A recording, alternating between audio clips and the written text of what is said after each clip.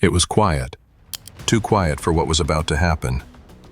Somewhere beneath the cobblestone streets of Antwerp, Belgium, in one of the most heavily guarded vaults on Earth, a small red light blinked steadily, the heartbeat of a security system believed to be unbreakable. Upstairs, the Antwerp Diamond Center slept under the soft glow of street lamps. No alarms, no guards rushing in, no shattered glass. And yet, in those silent corridors, $100 million in diamonds, gold, and jewelry were about to vanish, without a single sound. This wasn't chaos. This was precision. This was the heist of the century. Antwerp isn't just a city.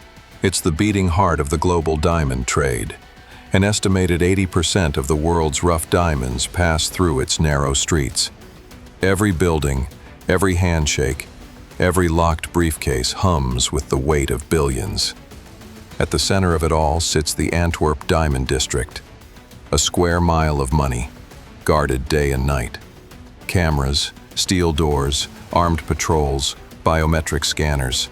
Security so tight that even dreams couldn't slip through. And at the core of that district stood the Diamond Center, a multi-story fortress designed to protect the most precious objects known to humankind. Its vault was legendary, a 2-story steel chamber buried beneath layers of reinforced concrete. No one, they said, could break in. No one, until one man proved them wrong. His name was Leonardo Notarbartolo, Italian, elegant, charismatic, a man who could sell confidence in a bottle. To the world, he was a successful diamond dealer, a regular face in Antwerp's tight-knit community. To the people who shook his hand, he was trustworthy, polished, harmless. But behind that warm smile hid a very different man, a career thief, the quiet leader of an Italian crew from Turin who called themselves La Scuola di Torino, the School of Turin. Experts in deception, masters of patience, thieves who treated crime as an art form. Notarbartolo had spent 3 years laying the groundwork, renting an office inside the Diamond Center, befriending guards, memorizing schedules, and quietly learning how to dismantle the world's most complex security system, one piece at a time. This wasn't improvisation, it was orchestration. Let's pause for a moment and look at what they were up against. The vault's door was half a meter thick, with 60 magnetic sensors, infrared heat detectors, seismic motion detectors, and a lock with 100 million possible combinations. A guard station stood above, watching every move. The entire facility was monitored by cameras. To break in would be madness. And yet, that's exactly what they planned to do. Over months, the crew found their way through the labyrinth of systems, not by brute force, but by understanding human routine.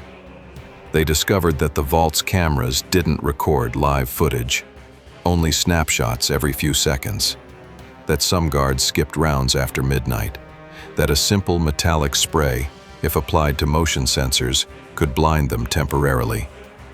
And the most critical discovery, the vault's lock could be molded. Using a tiny piece of aluminum foil pressed against the keyhole, hidden inside a ballpoint pen, they captured the impression of the guard's master key. One copy, that was all it took. For 3 years, Notarbartolo lived as a diamond trader, blending perfectly into Antwerp life. He knew everyone. Everyone knew him. He was so ordinary, so polite, so punctual, that no one ever questioned why he sometimes stayed late, or why he occasionally took photos of hallways, locks, and ceiling tiles. By February 2003, everything was ready. His team, 5 men, each with their own specialty. The genius, an electrical expert. The monster, the muscle. Speedy, their getaway driver. The king of keys, a master locksmith. And Notarbartolo, the conductor of it all. They didn't wear masks. They didn't need guns. All they needed was precision. At 7 p.m. on a Saturday night, the Diamond District emptied. The guards closed up, sealed the vault, and left. Cameras blinked. Everything was normal. By midnight, a black hatchback rolled quietly into an underground garage beneath the Diamond Center. Inside, 5 men. Calm. Focused. One by one, they slipped into the corridors, their flashlights dim, their footsteps deliberate. First task: disable the cameras. They covered each lens with black plastic bags and taped them in place. A trick so simple, so primitive, that no one would even notice on the grainy footage until it was too late. Then they reached the magnetic sensors on the vault door, tiny devices that triggered alarms if separated. The genius pulled out a strip of aluminum, wrapped it around the sensors, and locked the circuit in place. To the system, the door never moved. Next, the heat detectors, blinded with a quick spray of clear lacquer. Motion sensors, neutralized with cardboard covers. Every obstacle melted away under their steady hands. At 2 a.m., they stood before the vault door. Notar Bartolo inserted the forged master key. The tumblers turned. Click. The door opened. No alarms, no noise. Nothing but the cold breath of the vault exhaling its secrets. Imagine a room filled with fortune. 189 safe deposit boxes, each packed with diamonds, gold bars, cash, and jewelry. The thieves moved methodically, cutting through locks, opening box after box. They filled duffel bags with handfuls of gems, raw stones worth millions, glittering under fluorescent light. They didn't rush. They worked for hours. By dawn, they had taken nearly $100 million worth of loot. Then, just as quietly as they came, they vanished into the early morning light. When the guards returned the next day, everything looked normal. No signs of entry, no tripped alarms, no broken doors. It wasn't until they reached the vault itself that the illusion shattered. Dozens of boxes were open, empty. The vault had been violated, perfectly. Panic swept through the Diamond District. The police were stunned. Investigators stood in disbelief, staring at what should have been impossible. No forced entry, no alarms, no fingerprints. It was as if the diamonds had simply evaporated. The story hit headlines around the world. The perfect heist. The vault that no one could crack. The ghosts of Antwerp. For weeks, the case went nowhere. The thieves were ghosts, until a small piece of trash changed everything. 20 kilometers away, in a quiet forest near Antwerp, a local farmer noticed something strange, a bag of garbage dumped in the woods. When he opened it, he found receipts, bits of food, and diamond wrappers. Lots of them. He called the police. Inside the trash were envelopes from the Diamond Center, cut wires, videotape fragments, and a half-eaten sandwich. And on that sandwich, Leonardo Notarbartolo's DNA. The perfect heist had just cracked open. Police raided Notarbartolo's apartment in Turin. They found bags, blueprints, and evidence tying him to Antwerp. Within days, he and several members of his crew were arrested. But here's the twist. When investigators demanded to know where the diamonds were, Notarbartolo smiled. He claimed the loot was long gone, sold, dispersed, hidden. But then, he dropped a story that changed everything. He said they'd been hired by an unnamed diamond merchant inside Antwerp to stage the heist. According to him, it was insurance fraud, a setup.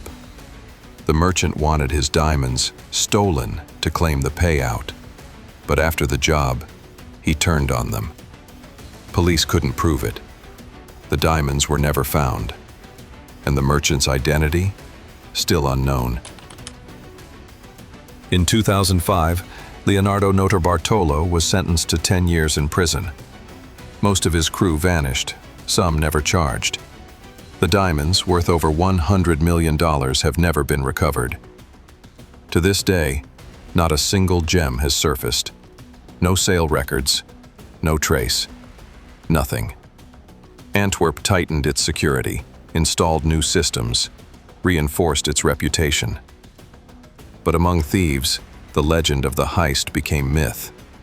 A perfect storm of genius, patience, and betrayal. There's something almost poetic about it, isn't there?